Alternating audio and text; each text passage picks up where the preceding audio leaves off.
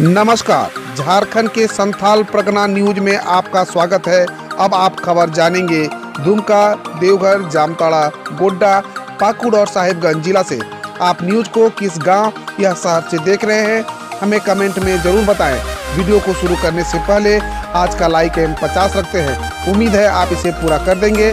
तो चलिए जानते हैं शाम तक का मुख्य समाचार।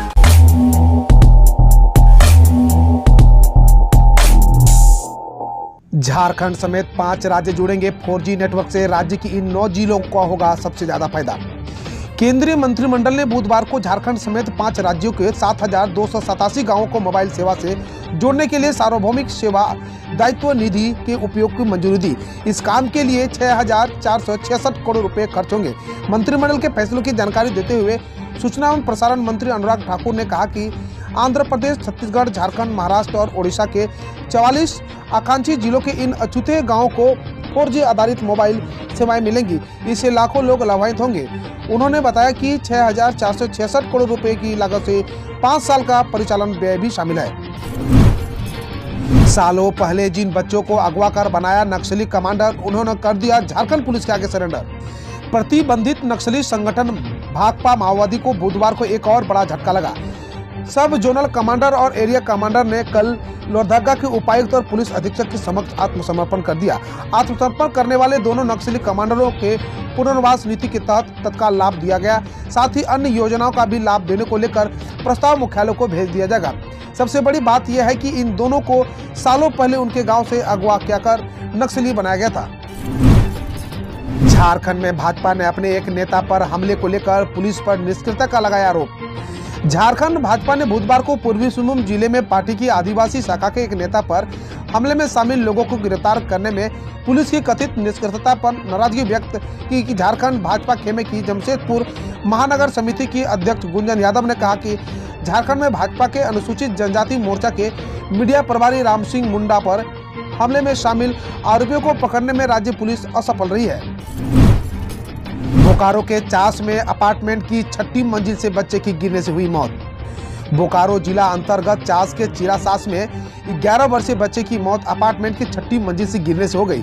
घटना के बाद स्थानीय लोगों ने बच्चे को अस्पताल पहुंचाया, जहां चिकित्सकों ने बच्चों की मृत घोषित कर दिया। बच्चे की मौत के बाद से परिजनों को रो रो कर बुरा हाल है। झारखंड के 57.6% बच्चे पढ़ते हैं ट्यूशन। स्मार्टफोन उपयोग करने वालों की संख्या भी बढ़ी। रिपोर्ट के मुताबिक देश भर में ट्यूशन पढ़ने वाले बच्चों की संख्या बढ़ी है। वर्ष 2018 से 2021 के बीच ट्यूशन पढ़ने वाले बच्चे 28.6% से बढ़कर 39.2% हो गई है। राष्ट्रीय स्तर पर इस दौरान ट्यूशन पढ़ने वाले बच्चों की संख्या में 10.5% की वृद्धि हुई। झारखंड में ट्यूशन पढ़ने वाले राष्ट्रीय औसत से अधिक तेजी से बढ़े हैं। इस दौरान झारखंड में ट्यूशन पढ़ने वाले बच्चों की संख्या में 13.5% की वृद्धि हुई है। झारखंड में थोक शराब नीति के खिलाफ दाखिल याचिका पर सुनवाई।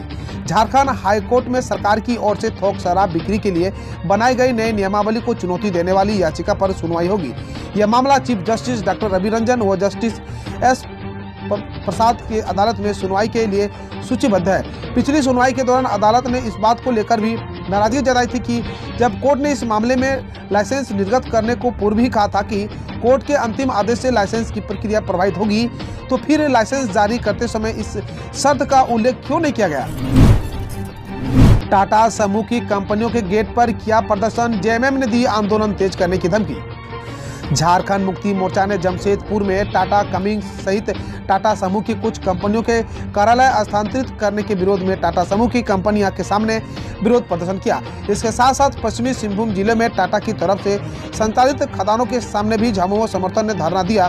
दीपक बिरुआ सहित झामुमो नेताओं ने नौवामुंडी, बड़ा जामदा में टाटा के खदानों और पश्चिमी सिंहभूम जिले में लोडिंग साइट के सामने धरने का नेतृत्व किया। झारखंड मुक्ति मोर्चा ने प्रस्ताव वापस नहीं लेने पर आंदोलन तेज करने की धमकी दी है। सीआईडी करेगी 29,50,000 रुपए गबन मामले की जांच। पूर्व आईजी के परिवार के साथ हुई थी धोखाधड़ी।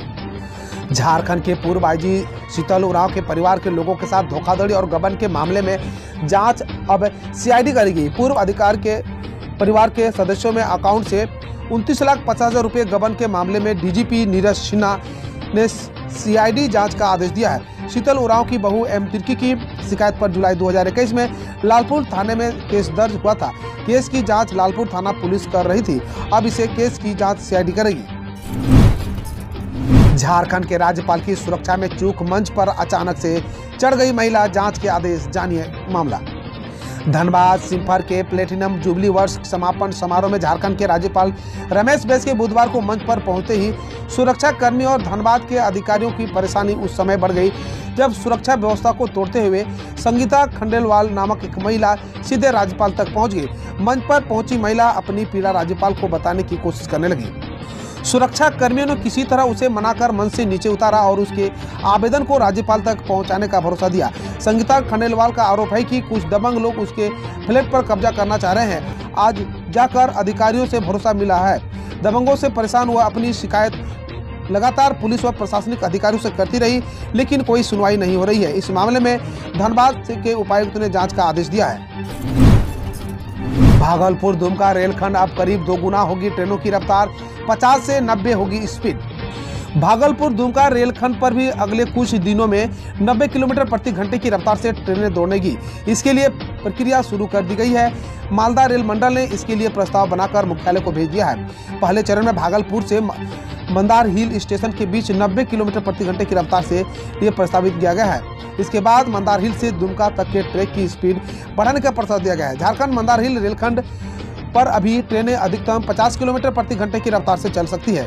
इससे अधिक रफ्तार की अनुमति नहीं है। इसमें भी कुछ जगहों पर कौसन और मंदार हिल में से दुमका के बीच अभी 60 किलोमीटर प्रति घंटे की रफ्तार से है। इस सेक्शन में भी रफ्तार बढ़ाकर 90 किलोमीटर प्रति घंटे कराई जाएगी। ट्रेनों की रफ्तार बढ़ाने से ट्रेनों की रनिंग टाइम घट जाएगी। अभी आधा घंटा अधिक समय लग रहा है।